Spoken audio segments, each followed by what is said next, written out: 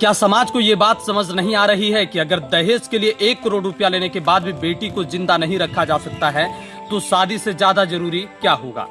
क्या इंसानियत नहीं है? त्विषा शर्मा नोएडा की रहने वाली 33 वर्ष मॉडल और एक्ट्रेस थी। खूबसूरत, खुद चल फिर रही युवती जिसने एक हाई प्रोफाइल शादी का सपना देखा और उस सपने के बीच में ही हाई प्रोफाइल उसकी जिंदगी उजड़ गई।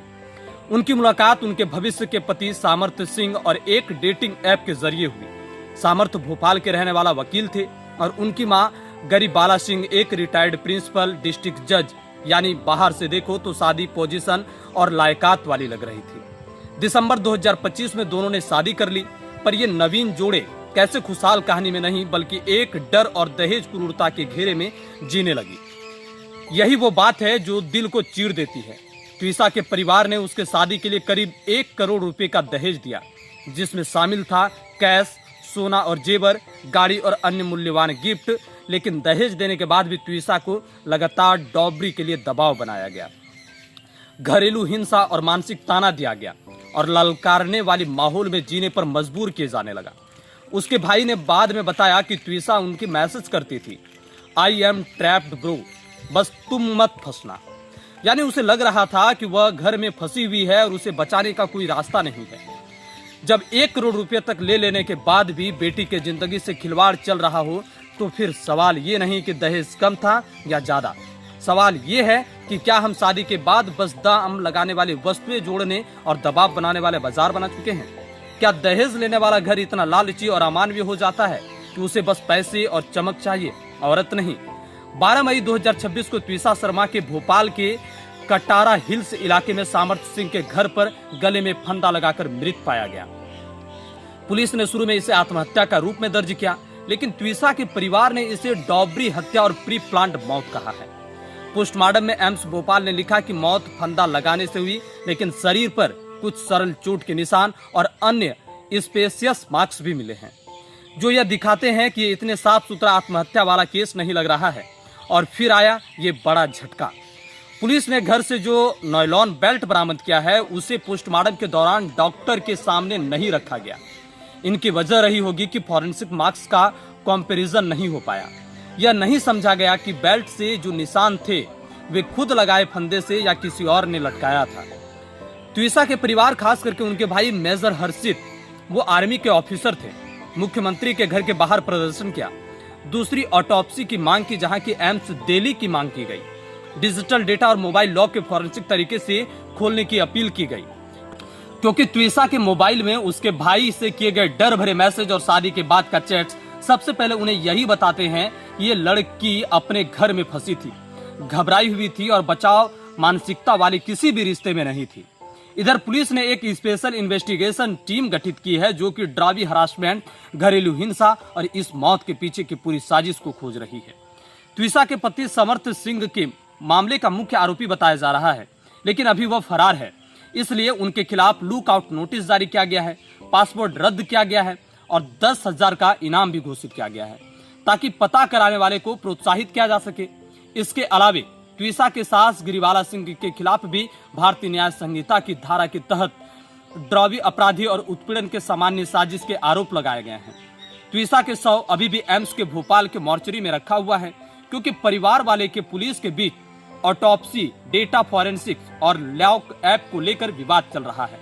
परिवार चाहता है कि दोबारा विस्तृत मेडिकल रिपोर्ट आए, डिजिटल डेटा से चैट प्रूफ को अच्छे से देखा जाए और पूरा फॉरेंसिक तरीके से जांच हो।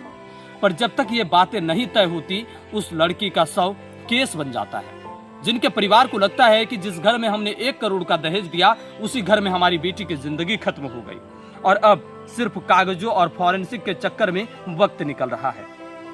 अगर आप लव मैरिज कर रहे हैं, खास बात यह है कि दिल से चुनो लेकिन दिमाग से भी देखो। शादी से पहले उसकी घर की दहेज मानसिकता, दबाव, घरेलू नफरत देखो। अगर यहाँ बेटी कम और दौलत ज्यादा दिखाई दे, मेहमानों की नजर सिर्फ गाड़ी, सोना पर हो और बात बात पर दहेज की वसन हावी हो, तो याद रखो कुछ घर इतने लालची होते हैं कि वे दहेज लेकर भी बेटी को नहीं बचाते हैं। अपनी जिंदगी के साथी चुनने से पहले उसके घर वालों की आंखों में इंसानियत है या सिर्फ सौदेबाजी, यह जरूर देख ले। इसके पीछे तो अक्सर बात होती है, लेकिन अगर अरेंज मैरिज कर रहे हैं तो खानदानी और पढ़ा लिखा लड़का, अच्छा घर। लेकिन त्विषा शर्मा के केस हमें यह साफ बताता है कि रिटायर्ड जज, वकील, ऊंची पढ़ाई होने से भी दहेज की सोच गायब नहीं होती है और लड़की की जिंदगी नहीं बदलती। लेकिन अरेंज मैरिज वाले सवाल करें कि इस घर में बेटी का सम्मान दिखाया जाएगा या दाम देखा जाएगा। अगर उन्होंने बेटी के नाम भविष्य में किताब खोलकर शादीशुदा लड़की की उपयोगिता मापी है तो याद रखो, कुछ घरों में बेटियां इतनी महंगी हो जाती है कि उनका रिश्ता भी उन्हें अपने लालच के आगे नहीं छोड़ता है। अरेंज मैरिज हो या लव मैरिज, जरूरी नहीं सिर्फ नाम, पद, पैसे, ध्यान, बल्कि उस घर की इंसानियत पर भी सवाल खड़ा करो। अब बात करते हैं समाज से, जो लव मैरिज करने वाली बेटी के लिए गले में शर्म लाज का फंदा डालता है, उस पर घर बर्बाद हो गया वाली टिप्पणी झोंकता है, और उधर अरेंज वाली बेटियों के लिए पूरी घर समाज की शान दिखाता है, शादी के लिए करोड़ों भी दे देता है। लेकिन फिर भी जब घर के अंदर ही बेटी को मार दिया जाता है तो समाज कहां छुप जाता है, क्योंकि समाज को लगता है कि लव मैरिज बेटी का घर बर्बाद होता है, जबकि अरेंज मैरिज में उसी बेटी के करोड़ों देकर के भी मार डाला जाता है। क्या तुम्हें यह नहीं दिखता कि अगर घर, समाज, दहेज, लालच और पुरुष भूल भटकाव नहीं रोका तो ना तो लव मैरिज बचेगी, ना ही अरेंज मैरिज बचेगी। कब तक तुम लड़की को बस दहेज की उम्मीदवार या लव मैरिज की गुनाहगार मानोगे, बजाय इसके कि जो इंसान और परिवार का हिस्सा जूझते हुए बचाओगे। दहेज देने वाला घर भी शायद खून के कातिल हो सकते हैं। शिक्षित पद पर पदवी वाले भी दहेज सोच में फंसे हो सकते हैं, और समाज जो लव मैरिज की गुनाह बताते हैं और अरेंज मैरिज को पवित्र मानता है, वही सबसे ज्यादा बेटियों की लाशें भी छुपाती है। त्विषा शर्मा की मौत सिर्फ एक शादीशुदा लड़की की मौत नहीं, पूरे देश की दहेज सोच, शादी व्यापार और लड़की के लिए इंसानियत की कमी के जिंदा उदाहरण है। दहेज लेना गुनाह है, लड़की की वस्तु नहीं मानना चाहिए, और लव मैरिज और अरेंज मैरिज दोनों के लिए जरूरी है सम्मान, ना कि सौदा। अगर आप ये सब चीज मानते हैं तो वीडियो को लाइक करें। और अंत में आपसे कहना चाहेंगे कि लव मैरिज खतरनाक है, जबकि अरेंज मैरिज की ही बेटी को 1 करोड़ के दहेज को देकर कत्ल कर दिया जाता है। अगर आपको यह विशेष लेसन पसंद आया हो तो वीडियो को लाइक करें।